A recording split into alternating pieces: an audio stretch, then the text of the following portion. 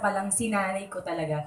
So, ang favorite talaga niya na vegetable is, ngayon ha, dati spinach, ngayon broccoli. So, hindi siya mahirap pakainin ng gulay. So, lalo na ngayon, kahit ano pwede ko nang ipakain sa kanya at hindi ko na biniblender kasi ayoko nang matuto siya na puro ano lang, puro smooth lang. Gusto ko matuto siyang mumuya. So, marami na ako ini-introduce sa kanya. So, hindi siya mahirap pakainin at all.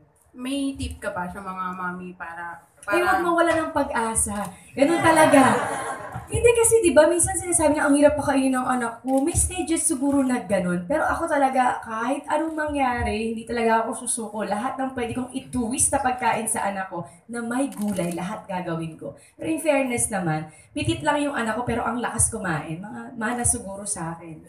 Para siya malakas kumain. Pero hindi siya mahirap pakainin. Yun yung nakakatawa din sa anak ko. Alright? No more questions.